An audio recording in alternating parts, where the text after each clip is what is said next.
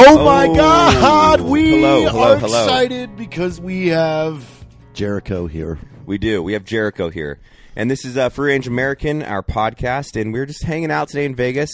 We're laying low. A lot of us had meetings today. You know, some meetings. I had a mandatory couple beers today. I did 5 podcasts already. Mandatory beers? Yeah, it's a thing. It's a thing in Vegas. Why am I not put on this program, Jariko? I don't know. First Sergeant, can I have mandatory beers? Yeah, they are mandatory. Thank you. Yeah, thank you. Super mandatory. So we did Veterans React today, and Jariko, who will not say this about himself because he's a humble individual, is an amazing service member. Oh, a mustache. Amazing. Has mustache. a great career in the military. I believe we served at the same time together. We did.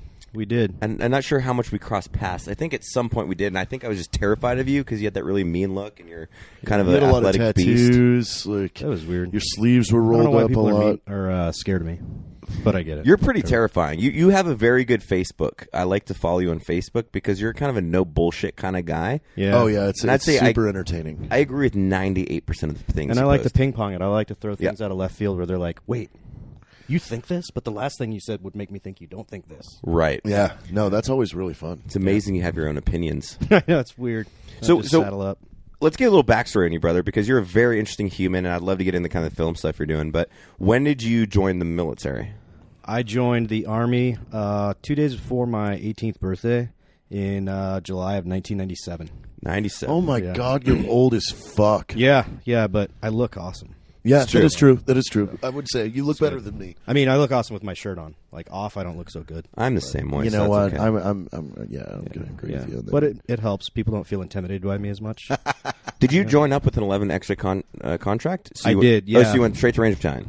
Yeah, so my background also is my brother was in 375 prior to me, and he went on to retire. He did over 20 years. He went from 375 to first group to third group and then retired out of SF.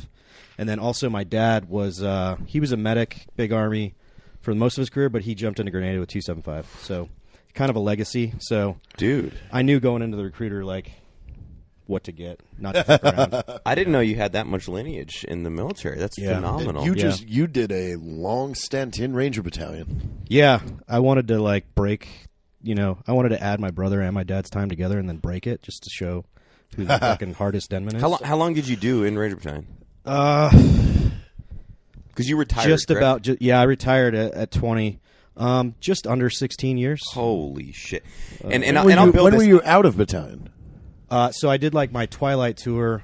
After my first sergeant time, I went and did like 4 years and change teaching ROTC in St. John's in New York. That's why I was able to live in New York City. Okay. Yeah, okay. Which was fucking awesome. So that was cool because I got like a little bit of I got weaned off the tit a little bit. Yeah. You transitioned into I was at like a super small school, real life. And for context with this, if people don't know, like Ranger Battalion and that unit, man, the operational tempo, especially early on in the GWAT, is so intensive. And there's a lot of guys like me. I spent 4 years there, but I did 5 deployments. He was already in E6 by the time you came, right? Yeah. So he was terrifying. So. He was terrifying. Yeah.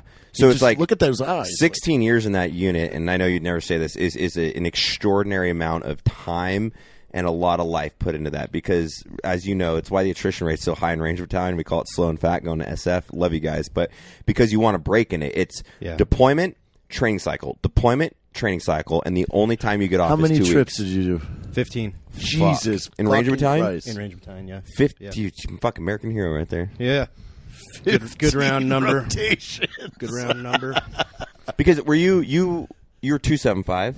Yeah, I did 275 until like my squad leader time. Then I went and I actually worked at RIP before it was called RASP. I did that for a year. What years was that? I was there like right after the Iraq invasion, which I didn't go to. My company did. We were stuck in Afghanistan when Iraq went down. So I was all disgruntled. We're stuck in another war. Were you one of my RIP instructors? That'd be weird. I was there from August of 03 through like August of 04. Oh dang! I went to RIP. I think September, January of 05. Oh, you'd remember. Yeah, you would remember. I was a fucking demon, man. I was like, I can see that. Yeah. I believe that. I considered it my job. Like the guys who were like nice, I was like, you're a shitbag. Like you're letting dudes slip through the cracks. I feel like this episode is just gonna be us talking about old shit, but whatever. We'll do what we want. Well, I gotta bring up old shit. Who's the amazing gentleman? He was a great rip instructor for me. He passed away in Afghanistan. Bald guy, fucking just like athletic stud. Dave McDowell. Yeah, McDowell. Yeah, he was a pre-ranger instructor.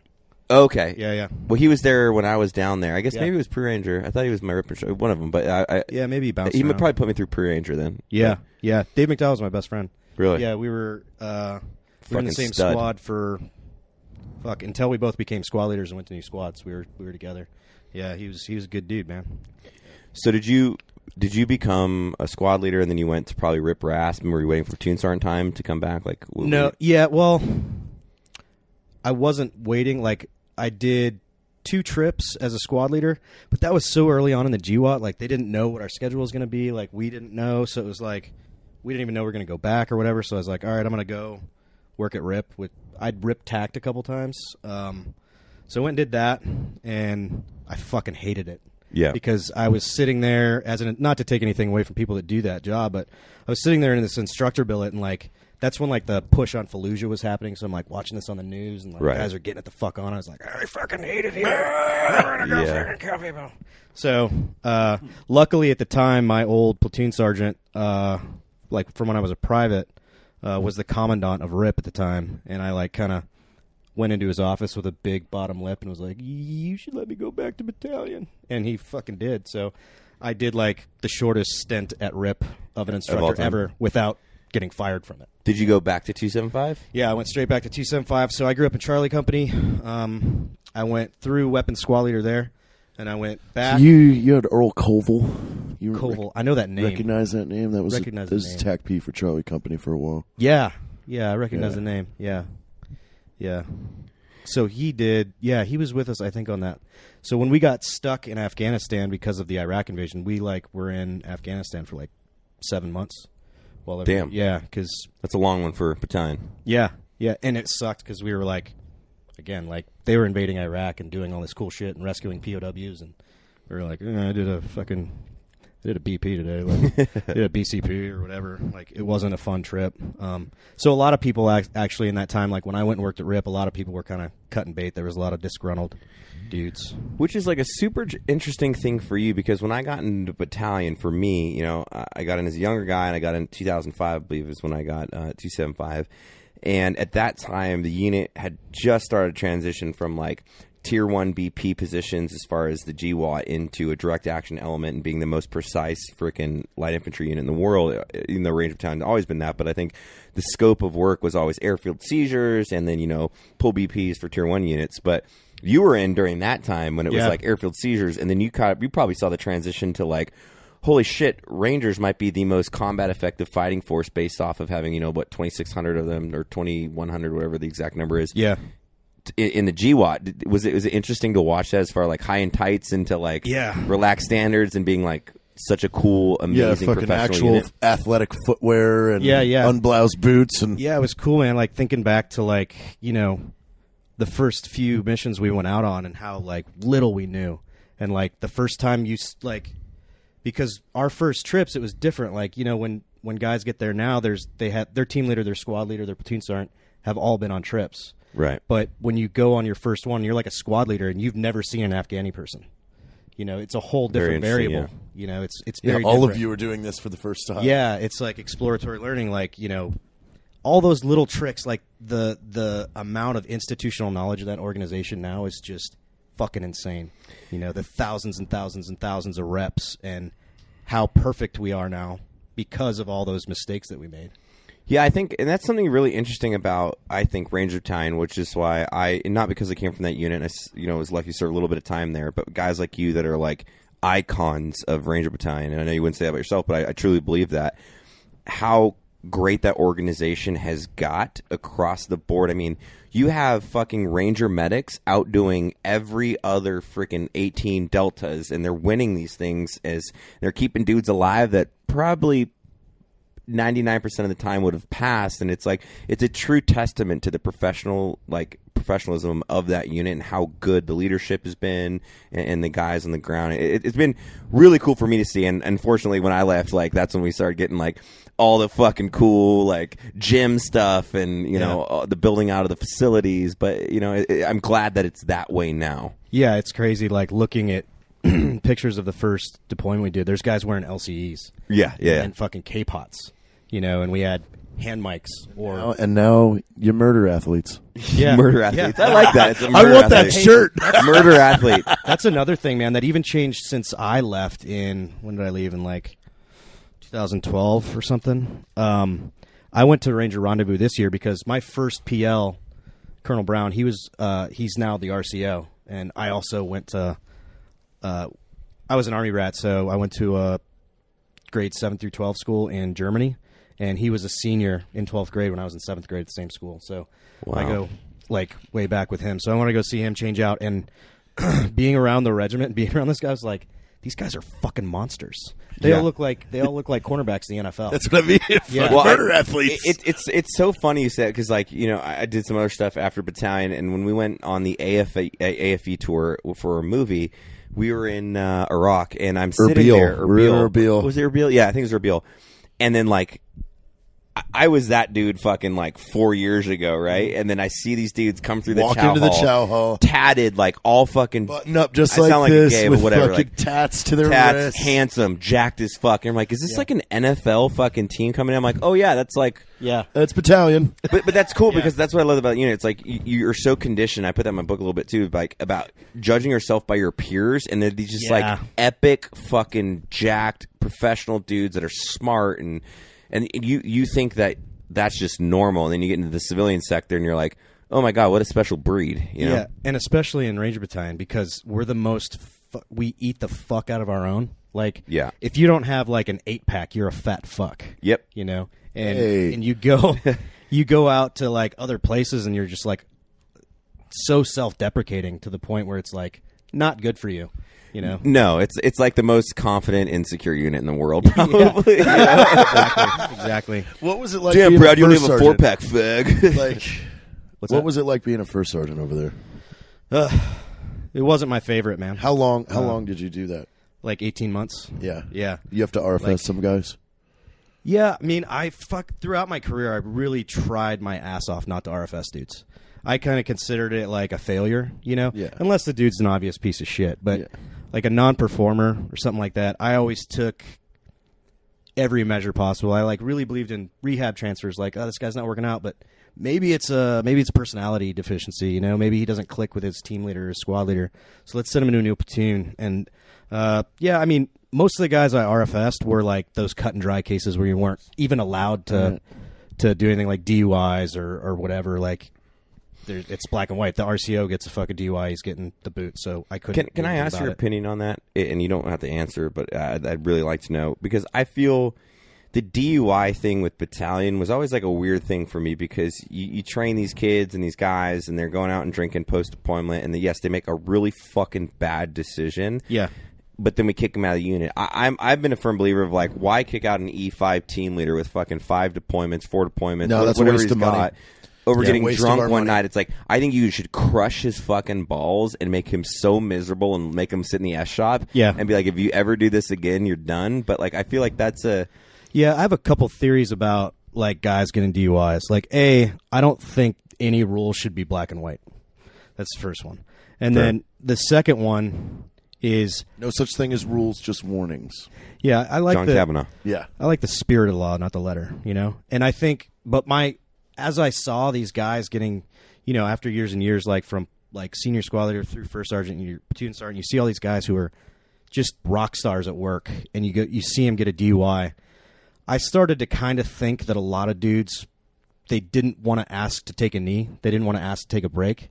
So they kind of just stopped caring if they got kicked out. Yeah. So they like kind of, you know, participated in high risk behaviors like driving drunk and getting in bar fights and shit like that. And it's like, I don't want to quit, but I also don't care if I get the boot either, you know? So, yeah, I think there's a lot, like, while I loved the old school standards-based organization aspects of the Ranger Regiment, there are also things about it that, like, are antiquated and we need to get rid of, right? Like, that's fair. I don't think you should have to have your fucking Ranger tab to be a team leader in Ranger Battalion. Like, really? No, I don't think so, man. Like, U.S. Army Ranger School is like it has nothing to do. It's nothing to do with what you guys do now. Absolutely zero. It's like, to me, Ranger School is kind of like the bachelor's of Ranger Battalion. It's just to kind of prove you can go and do something on your own and not quit or fail. It doesn't really have much to do with what we do. I agree, and I think statistically based off of the statement, I think most Rangers that went to RASP, RIP, whatever you went through and passed, you're going to pass Ranger School, because I think the difference in that and like getting into the Ranger Regiment is like there's a complete difference between passing a special operations capable mission and passing a combat leadership school. Why not modify Ranger School for battalion? I mean, when it was incepted, it was done in Vietnam, and your graduation was going on a fucking mission. Like, but it's a DoD wide leadership school that is like keep that right, but have battalion have their own thing. Well, yeah, you know what I mean? I think they're getting there. It's conjoined into RASP. That when you right. graduate this, you get the tab too, because it's just as fucking hard. Yeah. That's a good question for you. Where do you see the future of it? Because in my perspective, it's like I thoroughly enjoyed how they took RIP to RASP, because for the audience, like when I went through RIP, it was 5 weeks. And essentially, you could be too dumb to quit. It was just a ball smoker. Yeah. Like straight fuck you fest. Like no sleep, not a lot of eating, and just a smoke So at this point, there's session. just a lot of redundancy. Agreed. But there wasn't a lot of like combat leadership and professionalization as far as the tactics and skill sets that make you a great ranger. But now with RASP, we have the kind of psychological board, we have the team stuff, and you're looking at the individual rather than does he just quit or not quit.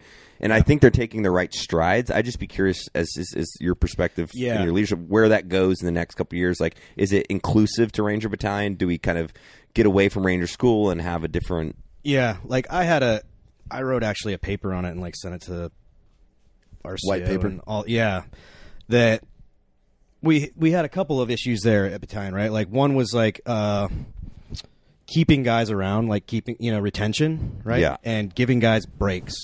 So my idea is like, hey, why doesn't every battalion form their own training cell, right?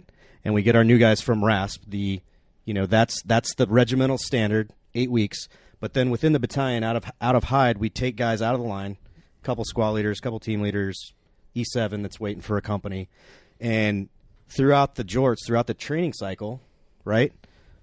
We just train the fuck out of these dudes. So they get RASP just to make sure they're capable, and then they get like another year of training with the battalion that they're going to serve at. So then like the argument of like, oh, everybody has different SOPs, all this stuff, it's all out the window.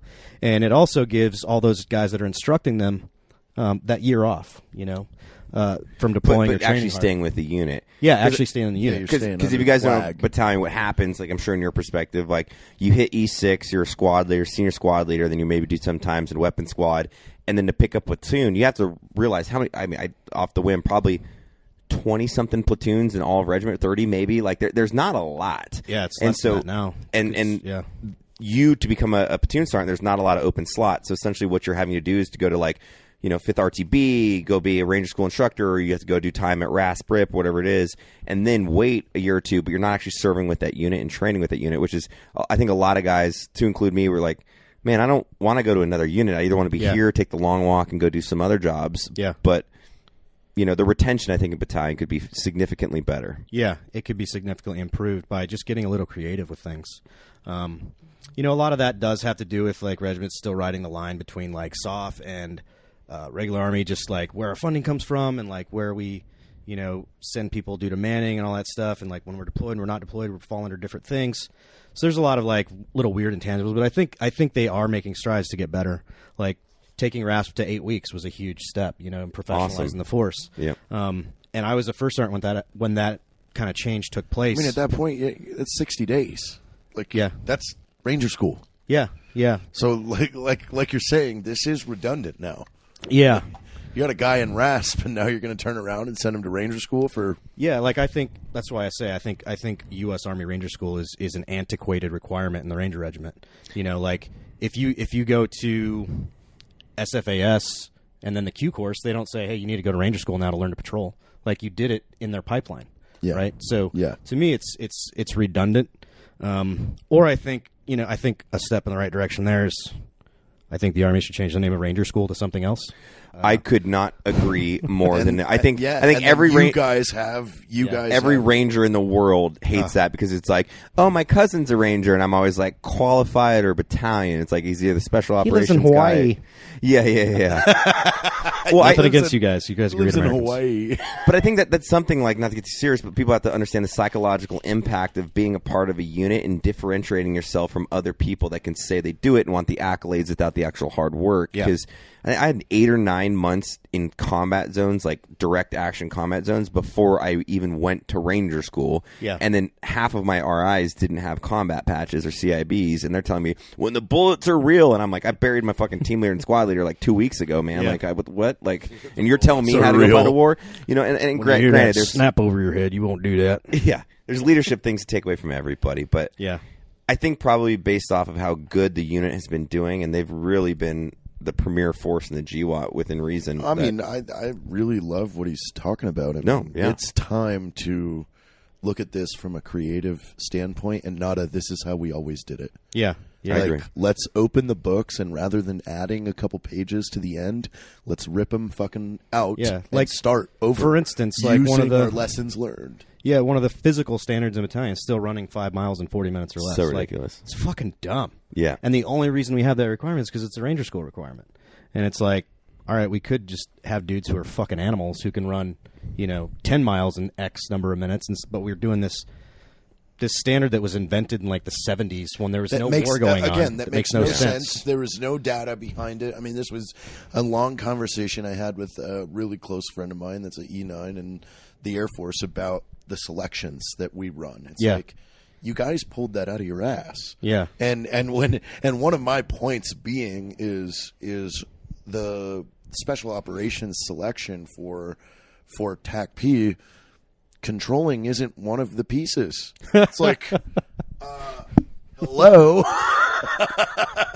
You want a guy that can ruck and suck, or do you want a really good controller? Well, that's the way I look at it, and I think they're adapting more of those things. But like when I got in battalion, same thing. It was like 5 mile run, push-ups, sit-ups, and you had to meet these standards. And then you go overseas, and I'm like, at the time, probably when I made it through RIP, I was like, $170, $160. I could run fucking 10 miles at a 7-minute pace.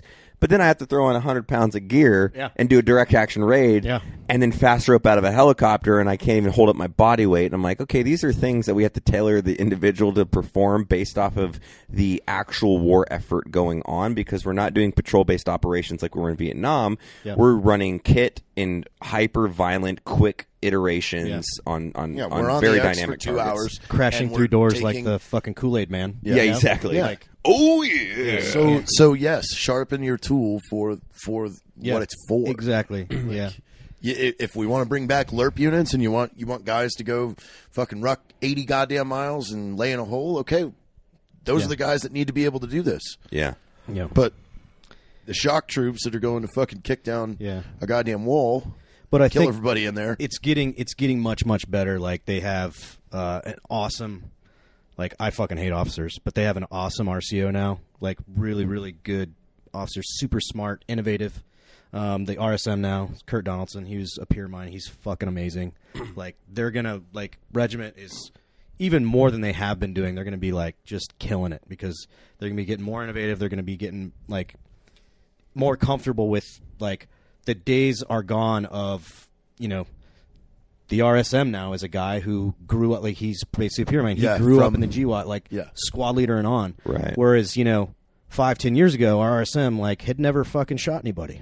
And not that, that makes you a good leader or a good dude, but it gives you a mindset of where your direction is. Yeah. I mean, we got to go through some... I've talked about this, I said this about 5 years ago when I was still active duty. I said, we still have some time before the lieutenants and the fucking E4s and E5s that kicked off 2001 are now generals and sergeant majors and chiefs. And it's like, once you see that flip over and we get rid of all these Cold War officers that were fighting a fucking different fight, you're going to see the mindset go back to where we were in the beginning of the 80s. Yeah. Yeah. Yeah, I agree with that, because it's not necessarily like one person's better than the other. It's about conditioning and where you grew up. And it's like when you have a sergeant major that knew what it was like to be a PFC, he can kind of create task conditions and standards based off of his experience to better young guys coming through, to better condition them for the operation and the mission at hand. Yeah. So the overall success of the unit is unprecedented. And well, I mean, I think the military as a whole, we've gone a very wrong direction post the 1940s. I mean, really, it's like, it's sad that we don't have a Chuck Yeager anymore. We don't have, the military is so risk adverse now, rather than saying, hey, let's push the envelope and let's see what we can do. We should be doing that now.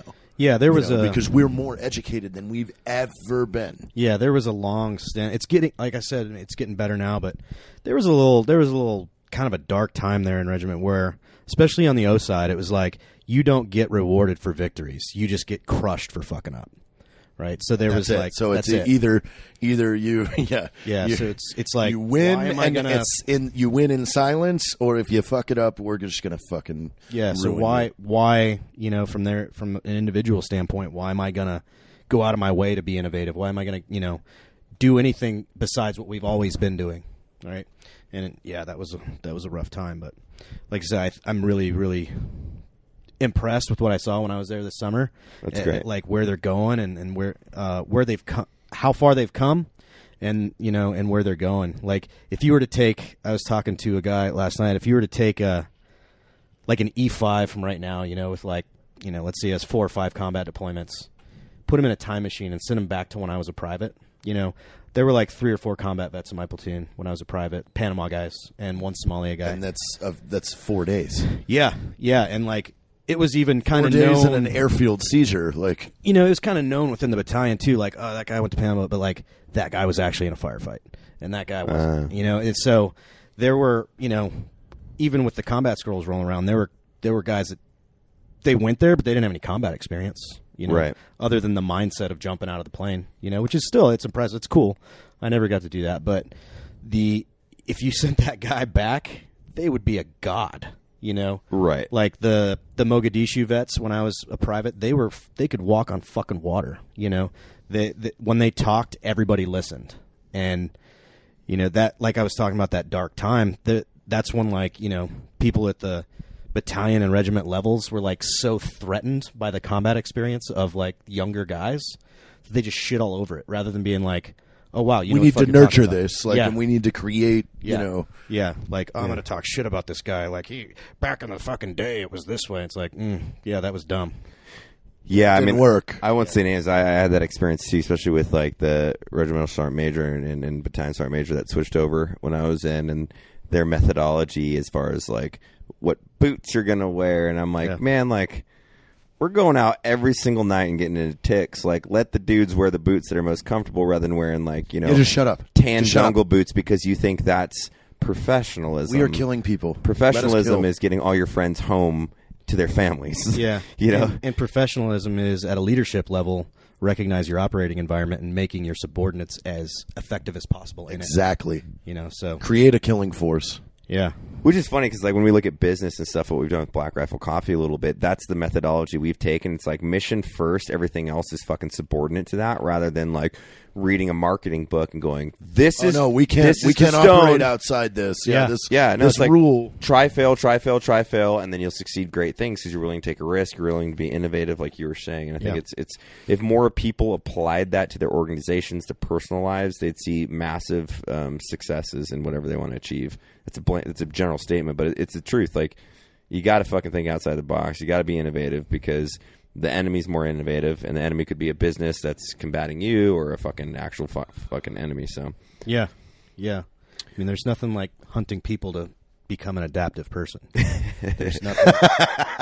there's no other instinct in the world that's stronger than survival. So when you're trying to like kill people, you learn how to think outside the box and how to like really put your fucking thinking cap on and not do it how we've always done it, but do it how it works.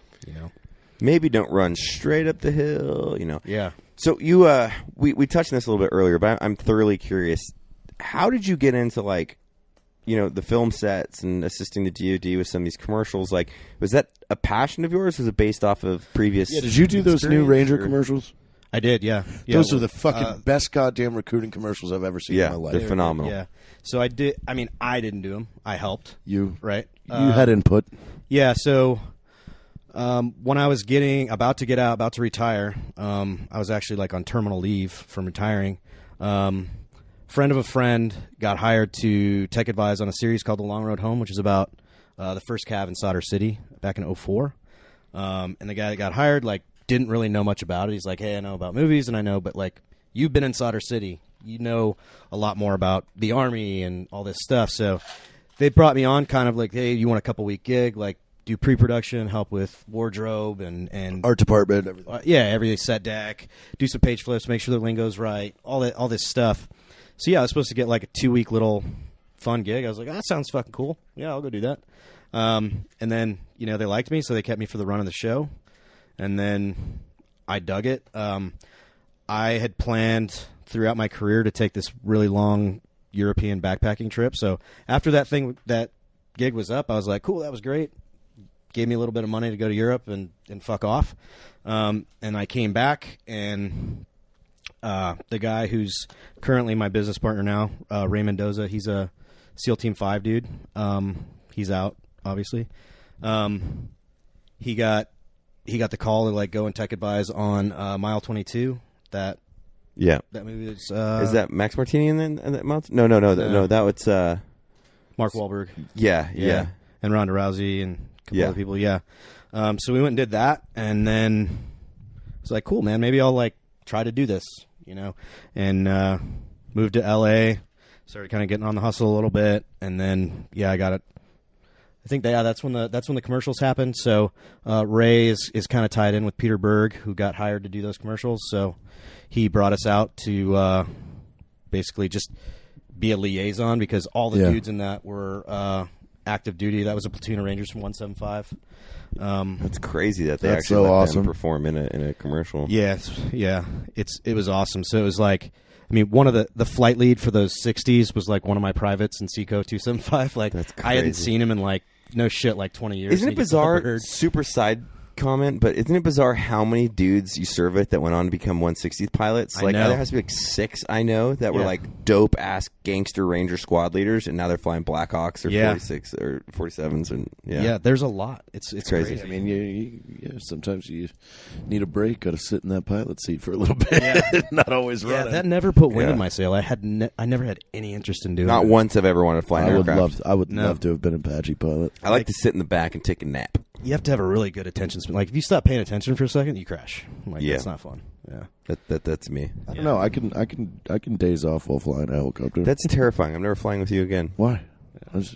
You think that my fucking horse galloping on one of those like spinny wheels that a thing you think that stops when I'm flying? No, you're definitely right. It's like terrifying to think straight about. Up. Yeah. So is that your primary source of like income and lifestyle? Because I know you've done gym stuff. You're a fucking stud in the gym. You're like you've done a lot of shit, man. Yeah, I mean, like I said, when I got that ROTC gig, it was great because I was still kind of on the tit of Uncle Sam a little bit. Doing a full-time job. And actually, like, I went there not thinking I would enjoy that, but it was cool, like mentoring future officers and teaching them shit. But also you get a lot of time off. So I was able to just like kind of try and figure out what I wanted to do. I didn't necessarily know I was going to get into this, but it was great having the freedom to, like, I got to try out, working in CrossFit gyms, and I got to try, I went and, did some firearms instruction, some tactical instruction shit with some guys, and tried all these different things, and and I ended up liking this. So yeah, it's my main source. I'm also retired, and, I get that fuck you money, so that gives me a lot of freedom. That like $2,000 a month. That fuck you money. Yeah, so what you're saying is you can come visit more. Yeah. I mean, I'll never be homeless, is what I'm saying. I can assume some risk and be in this business that's so fucking inconsistent. Right. I've had a lot of luck. I've done well. I've made plenty of money.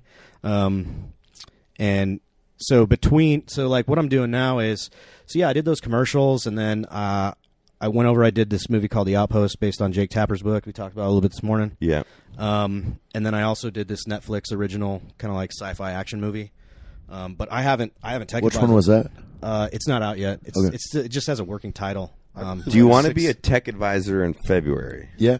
On a set we're running. Want to come play some with shit? demolition and live fire and lots of fun stuff. I always do anything, man. I say yes to anything. Like, my day rate I pay business. people is a bottle of whiskey a day, and a chicken sandwich.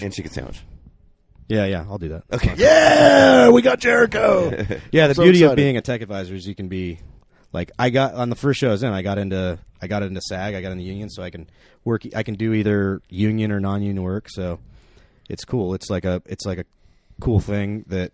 Were you just overseas with Bert? With who? Bert? No. I thought you were on that project. No. They were somewhere in the Ukraine or some weird shit. Yeah, some movie. Dude, there's so much. I think it was a Pete Berg thing. So if you're tech advising, have you been to ISS down in Los Angeles? Carl's here. I saw him today. Yeah, Carl texted me. Do you know what ISS is? I don't even know what that is. Whoa. Dude, you gotta check him out. I'll actually make a good introduction here at SHOT. There's this gentleman named Carl. He leads up the armory at ISS. ISS is like the largest prop house for films and all of that. They assisted us on Range 15, and Carl's been an amazing friend, and he's shown enormous support for projects that we've done. But they have like American Sniper and all that stuff. They did all the weapons for that. Lone Survivor, all that shit. Yeah, that's another cool thing about kind of this industry and what me and Ray have tried to do in every project that we get hired to do. We try to bring in as many vets as we can, right? So everything we've done, we've gotten guys jobs as like specialty background, stunts, doing whatever, and we want to bring in guys and not like pigeonhole them there. Like that's a great gig, man. Like running a prop house because you have all that knowledge. Like like someone's like, hey, we're making this movie. All right, cool. Send me the pitch deck and like, okay, this is the unit, this is the time frame. I know exactly what the fuck you need. Whereas now, like half of my job in pre-production is just unfucking all the stuff they order, and getting the right stuff. And if you're a prop house or a wardrobe person that knows that, you're going to save the production a lot of money. And that bottom line, that's what they want. Time, energy, and money. Yeah. Yeah. So we try to like expose as many guys as we can and girls to the industry and not just have it be the tech advising world and not just have it be the stunt world, right? Like you can be a PA, you can be a camera operator, you can be, sound, you can be special effects. There's all these cool things that you can do. And at the end of the day, being on a film set, it's just, you guys know, you've done it. It's just problem solving, right? It's like just putting out fires all day. And and sticking to a schedule. Dude, that's what, when I look at, Ranger Battalion, all these special operations unit, even infantry, normal army, like the skill sets, if you were a fucking squared away dude, man, you can succeed in any freaking craft that you want to, because like I look at what I did in Ranger Battalion, so similar to like what I do in a film set, right? Yep. I know exactly what the operations order is going into that thing. Before I do that, my pre-mission checks, my PCIs and PCCs are like, batteries are in the camera, sound equipment's good, this personnel's on time, we have food, and like it's just organization and management, and a lot of that is so attributable from the small things that you did and do, like it's so scalable. The same thing that you did with one team, if you're a team leader, is the same thing you do for a company. It's just there's middle management that you have to follow through and trust your leaders, hire the right core competencies for those positions, and you can be fucking so amazing at your job, because the reality of the world, guys, is like people are fucking lazy. Yeah. They're fucking lazy. Yep. And if you're just like semi-competent and hardworking, you will excel at anything you do in life. You know what, too, is when we were done with Range 15, I wrote down a number of notes of jobs on a set that I would create that haven't been created that I feel would. I'm sure you've seen it. Like, first off, I've been taking a first sergeant and putting a pinnacle on the departments. Oh, yeah, man. That would solve so many, because what happens is, and you've been on sets, is you have independent departments. You got art, you got camera, you got G&E, you got the gaffers, you got all this. None of them report, essentially the director. Yeah. But the director is not a leader. He's an artist person. Yeah. And I was just like, after about day 3, I was like, God damn it. If we had a sergeant major for the departments, half of these problems would be solved. Yeah, man. And as a tech advisor on like a large scale production, that's what I run into a lot. And that's where I see Like, why more vets? Everybody is. Oh, you're not my boss. Yeah, you're not my boss. Like, whatever. Like, you're the EP and you're the producer. You're not my boss. My boss is the art department. You're like, yeah, motherfucker. But I'm essentially the first sergeant, which you're saying that role would be to like navigate and like so and that's exactly. Go. He hit the nail on the head.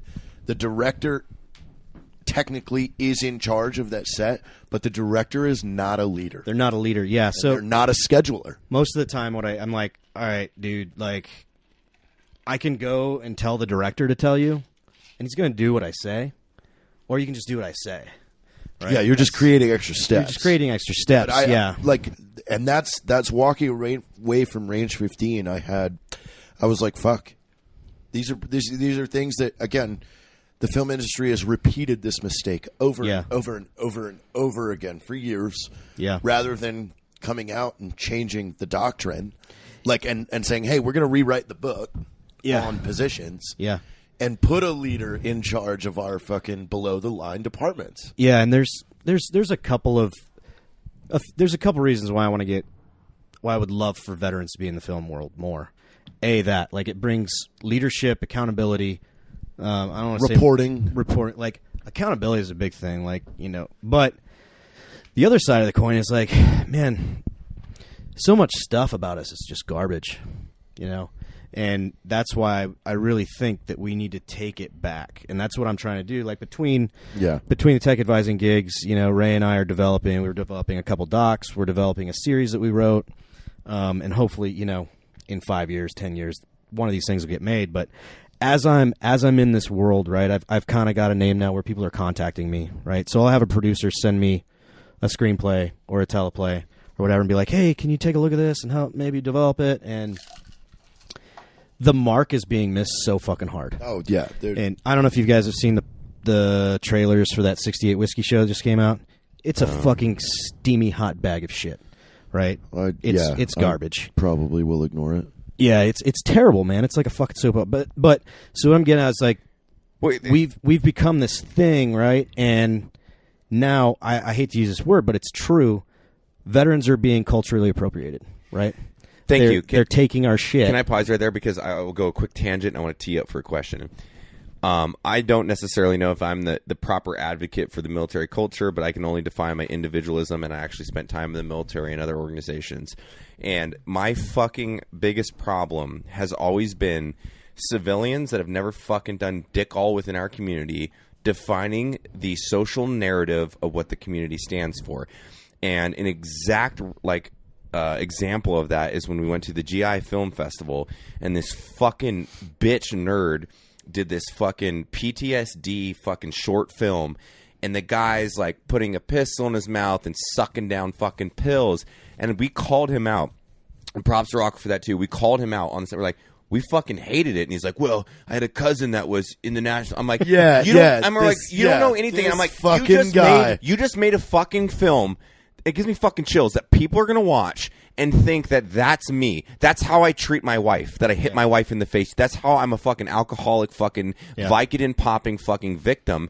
And it's like, I think it's time, hopefully, to inspire our community in the post-GWAT generation to be like, time to take this shit back, dude. Taking it back. Take the fucking ground. Show them that we're fucking inspirational, fucking hardworking dudes.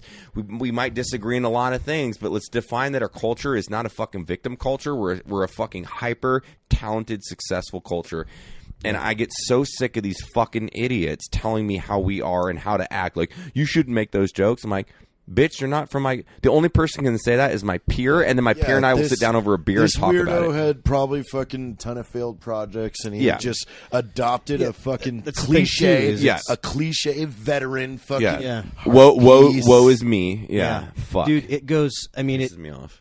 It pisses me off. I've been going on tangents about it for fucking like months now, but it goes deeper than those like hit you over the head PTSD stories, right? Like, I saw 1917 recently, right? And when you really fucking watch that movie, everyone's like, just chugging that movie's nuts. And it's so fucked up. Maybe there's realism, whatever, but the portrayal of the fucking warrior, the portrayal of the fighting man is totally fucked. They paint that dude or those two guys throughout that movie as fucking victims instead of hunters, right? They just, like, there's a scene the guy comes out of a river and he starts to fucking cry, and I'm like, that wouldn't fucking happen. Like you're evading. You're doing you're on the job, man. Like, and people like that's the hard been part. On the X, just going. But that's the problem. They try to humanize with emotions that are relevant to somebody that has not been in that circumstance to what a fucking weak person would do. And it's like, I watch like samurai movies, and you're like, yeah, the warriors were willing to die for the cause because that's why they got the title of warrior. Yeah. Right? There's a reason that like a Ranger Battalion dude shows up in Target, gets shot at, his fucking best friend gets shot in the fucking face, and he's like, carry on. There's no crying after the fact, maybe, but like he's a goddamn professional, badass warrior. To show what that means. Though. Yeah, like you look at Japanese culture, and that's never been a thing. Yeah, we don't show a fucking crying samurai.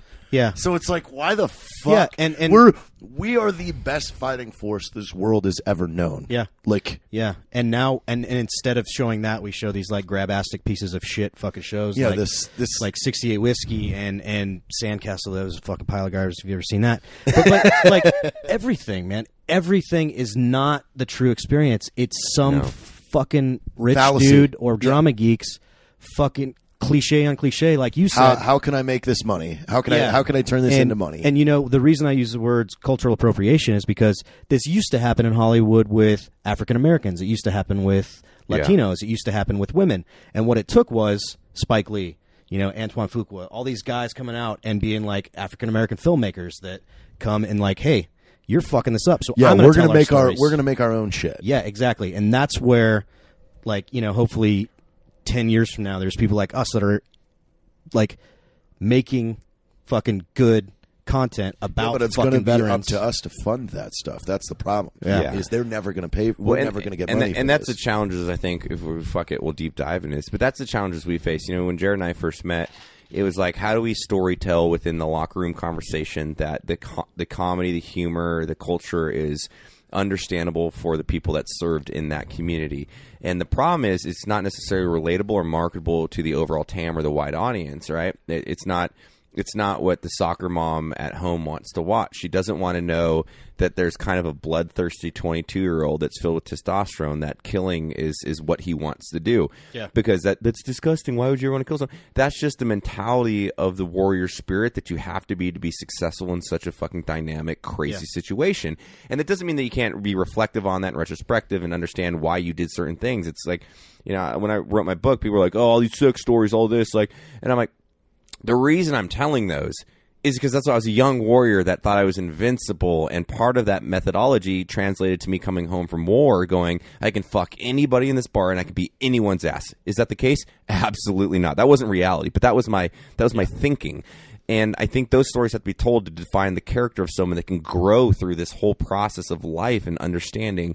And to Jared's point, I don't think a lot of people are going to fund those things. It's the whole thing that started Black Rifle Coffee. It's like, it doesn't exist. It's up to us. It's up to us. Let's do it. And so it's been we have to do because there's a need for that stuff. It's why my book did so well. Max Martini, like his most Sergeant Will Gardner. Yeah, that's like it did not do well monetarily, even though that he was donating 70% of what that thing brought in to veteran nonprofits. I say all the time, everybody wants to support veterans until it's time to support veterans. Yeah, it's like I love the veterans, and they're like, yeah, this you wrote and made a movie all on your own, Max. You know, you did this for the right reason. That's another fucking person that deserves a lot of credit because Max's head has always been in the right place. Yeah, he is not doing this to make a name for himself. He's doing this because the guy has been casted in so many military roles throughout his career that he's finally like, he probably deserves a CIB. How can I fucking really give back and help these guys? But to kind of circle back on what I was saying before,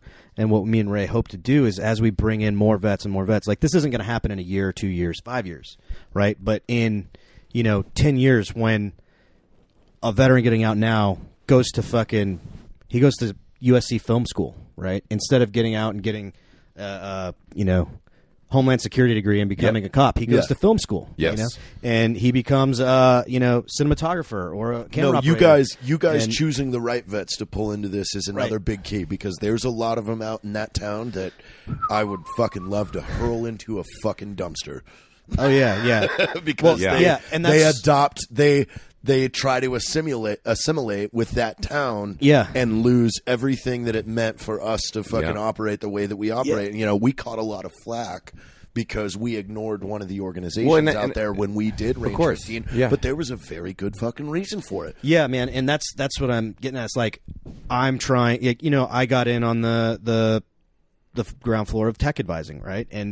But you can't do 3 years as a truck driver and be a tech advisor. You know what I mean? But that's what's happening. That's what's happening out there. Is you had a number of guys that non-combat MOSs did sub 4-year enlistment, throw the veteran card out, and are trying to get Rainbow Six Siles tech advising jobs. Yeah, but they were a truck driver. They were 88 Mike, or something like that. And it's like but that's the more complex conversation, right? It's not necessarily an individual that's faulted based off of their approach and what they want to do because they're trying to succeed as an individual. The problem is that that's acceptable in that arena per se. Yeah. And Hollywood just sees veteran. Yeah, and it's like there's no class. But that's like where the stigma with the veteran term comes from. It's like veteran, and it's like, dude, there's so many diverse veterans from every sexual preference and ethnicity and all of those things and different worldly experiences. And it's like each person is an individual and has a completely different fucking experience than the other. But we have to keep true to like the community and what you were good at and use that skill set to be best at what can work. I have an amazing anecdote about this that happened about it's about 4 months ago now. A big budget movie. It was like a sci-fi action kind of like futuristic war movie, right? And they were hiring a tech advisor and threw my name in the hat. Didn't ever hear anything. Like it happens all the time. I'm like, okay, I didn't get hired. Well, an actor that I'm friends with was on it, and he texts me. He's like, "Fuck, man! Like this tech advisor is fucking stupid." I'm like, "What's his name?" So I don't remember the guy's name, but a quick Google search. This dude never served in the Army, in the military. What? He was an ROTC cadet. Cool. That had his instructor was an SF guy. So on his resume, like I found this dude's website and it said like, operated with special operations forces in the U.S. Army and like just the most ridiculous ways you could describe yourself. Just be vague. Just be vague. Right. And like to your point, like when people don't know what they're reading, they're like, oh wow, I'll tell you this, and both of you can contest to this. One of the most toxic things social media has done in the last decade is it's removed the requirement for experience to be a subject matter expert. Absolutely. Like 10 years ago, people didn't open their mouths if they didn't have experience or the expertise inside that. Now, you get on Facebook and you see a fucking 2-year specialist as a 19 Delta at Fort Hood arguing with a fucking 22-year 18 Bravo about tactics, like on Instagram. Absolutely, and it's like there's no more prestige or hierarchy, and that we need to bring back. Like, and there is a hierarchy. Guess what? Yes, and that's those of us that went to combat, we have experience and expertise that the guys that didn't. Yeah. And it's going back, like there's this like victim culture, but also in Hollywood there's this like hero worship, right? We're not all equal. So the problem is, and everybody that I come across, in the industry that is a shot caller, right? I always tell them like, ask people fucking pointed questions, because they'll like bring somebody in or try to cast somebody and they're like, oh, he was a veteran. I'm like, let me see his resume. And I'm like, no.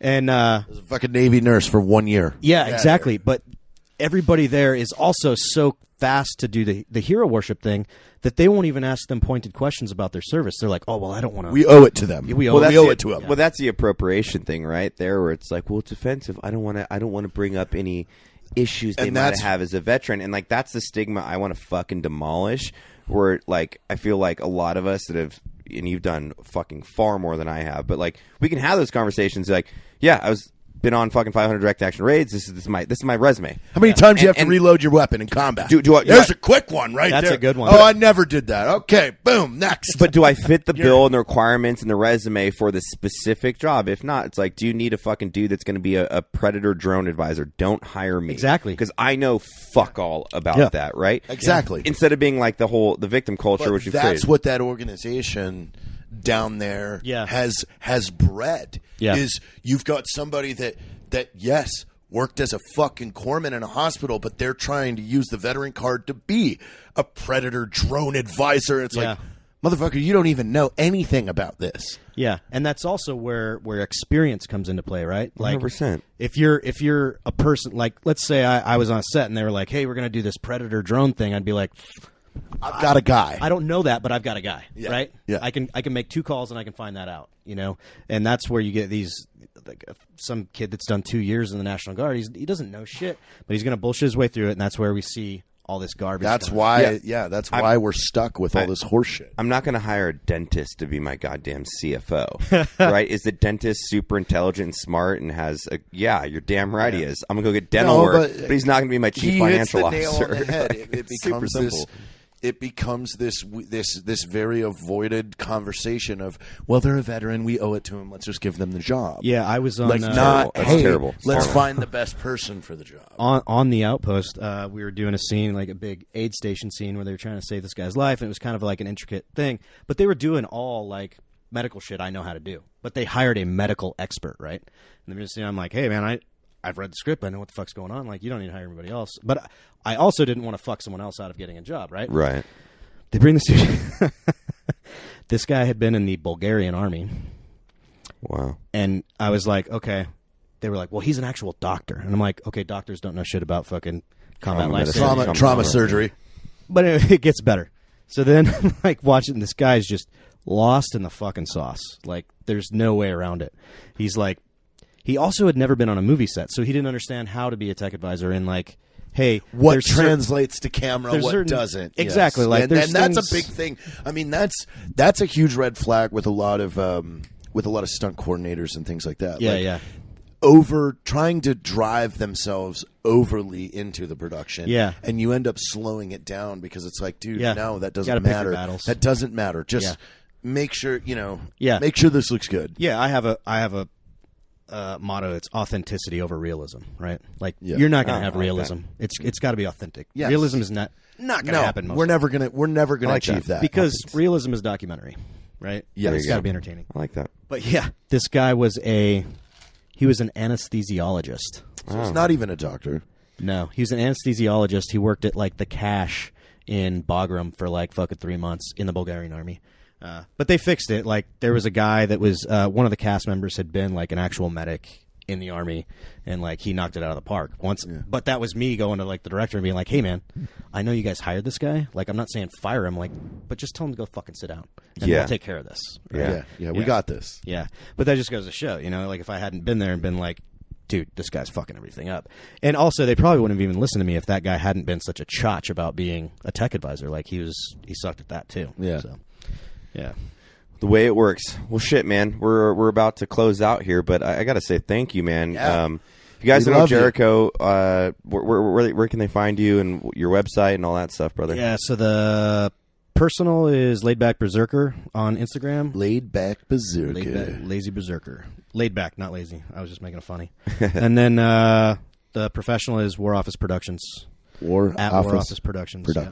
Yeah. And I have to say, like, I know a lot of similar friends in the community. You're a very well-respected guy. Jariko spends a lot of personal time with it. Went on the rafting trip with us. You've hung out with Logan a lot. Like, you're an amazing human, dude. And I think when you said fucking being authentic over being realism, I think that's a true definition of your character, because sometimes you have unpopular statements, but I think they're accurate and they're authentic to you. And I truly welcome that, and I'm thankful for that. And you're a fucking super cool dude, man. You're welcome back on the show anytime, and I wish you the best success, and I hope that you can change Hollywood for the better and get some more veterans hired that are qualified for the job, and fuck this victim culture, and let's be successful, man. I love it. And I appreciate you guys having me on. I appreciate everything you guys do too, earlier on, and like with me, I know a lot of guys are haters of you guys, and I've looked at, veteran-owned businesses and shit. You guys take a lot of heat, and it's fucking. It's like a lot of people hate you. A lot of people hate you guys, and I'll admit, earlier on, I was like, from our community, like when I was still like, who the fuck are these guys? Like, fuck. But then I'm like, no, man, that's cool. Like that we're the first to help. Like, there's one E-Dogs. thing that him and I talked about in the very beginning. It was like our community, this community, they gave us that booster seat up into mainstream, into Hollywood, and we turned around with our hand down. Yeah, we've never said we are not shut out to anybody. We're not unapproachable. Yeah. And you guys are a good example to, like, every time I see somebody throwing shade at a veteran-owned business online, whether it's a coffee company, t-shirt company, fuck whatever, I'm like, the only other way for enlisted guys to get out and make money other than being an entrepreneur or getting into something like that is to go be a contractor or a GS, right? Yeah. And some of us don't want to carry guns anymore, So shame on us for finding a way to, make a living off of our service. Whereas if I got out as an 06, I'm allowed to go out and give leadership consulting, but that's okay, So I'm like, hey, fuck all those haters, man. This is how the E-Dog is like getting out and making a difference, and using all that time we put in to make a better life for ourselves and then for other people. Yeah, I mean, that's just a good life lesson in general, man. No matter, success always breeds haters, and if you listen to the hate, you'll never be as successful as you really truly could be. And as long as you keep a good heart and a good path forward, man, like and like you said, I love that analogy, putting your hand back. It's what we've really tried to do. Like, we could be fucking multimillionaires, but we're not, because we want to invest in the infrastructure and the business and hire veterans and hire people and build a culture that long lasts. Like me, like I hope when I'm fucking 60 and having a heart attack, I can look and see 700 Black Rifle coffee stores and employ all these fucking awesome franchisees, and they get to create their own culture and ecosystem within our country. And that's the goal here. And I truly hope that through all the hate and all the other love and all the stuff, we can just inspire people to be their own version of great. And I think you're defining that in your own stance, especially with such an amazing service record. So thank you, Jariko. Thank you. Freedom the fuck on, and thanks for listening to Free Range American. We'll catch you next time, guys.